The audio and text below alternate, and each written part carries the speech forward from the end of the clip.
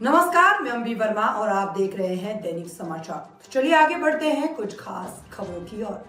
AIMIM सांसद असुद्दीन ओवैसी ने हाल ही में वक्फ विधेयक पर JPC रिपोर्ट के संबंध में कड़ी प्रतिक्रिया दी है। उन्होंने कहा, पेश किया जा रहा वक्फ विधेयक न केवल असंवैधानिक है बल्कि अनुच्छेद 14, 15 और 29 के तहत मौलिक अधिकारों का गंभीर उल्लंघन भी है।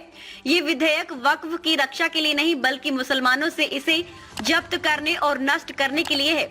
ओवैसी ने विधेयक के खिलाफ अपनी चिंता व्यक्त करते हुए इसे मुस्लिम समुदाय के अधिकारों पर हमला बताया और आरोप लगाया कि ये विधेयक समाज में असंतुलन पैदा करेगा। तो हमारे ऑनरेबल मेंबर्स ने भी कहा है, ज्वाइंट वर्किंग कमेटी वक्फ के, मैं उससे एग्री करता हूं।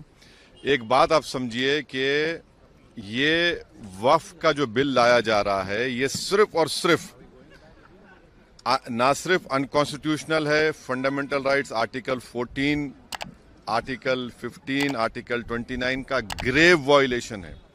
ये वक्फ को बचाने के लिए नहीं है, वक्फ को मुसलमानों से छीनने के लिए, बर्बाद करने के लिए ये बिल लाया जा रहा है। और इसमें जो एडिशनल अमेंडमेंट्स जो बीजेपी और एनडीए ने पेश किए, वो तो उसको और बदतर करता है।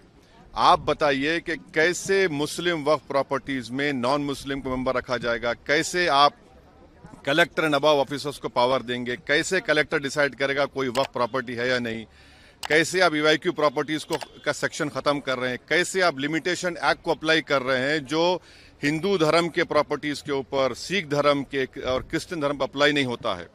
तो ये सिर्फ और सिर्फ ये सरकार आइडियोलॉजिकल बुनियाद पर मुसलमानों को अपनी वर्शिप से महरूम करने के लिए, क्योंकि वक्फ मुस्लिम समाज के लिए एक इबादत है, उसको छीनने के लिए ये बिल लाया जा रहा है।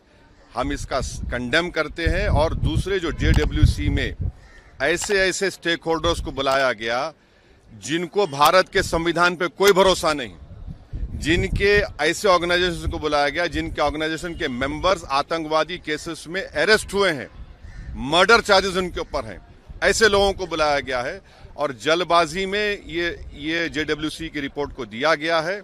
इसमें जो भी रिकमेंडेशंस है, तमाम अपोजिशन पार्टीज ने उसका ओपनली पुरजोर उसकी हमने मुखालिफत की है।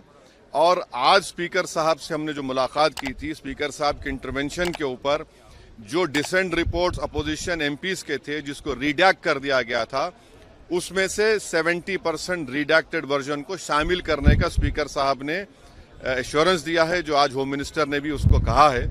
मगर ये जो बिल लाया जा रहा है, ये वक्फ को बचाने के लिए नहीं, वक्फ को बर्बाद करने के लिए, मस्जिदों को, दरगाहों को, कब्रिस्तान को मुसलमानों छीनने के लिए लाया जा रहा है। और इसका मुस्लिम समाज रिजेक्ट कर चुका है।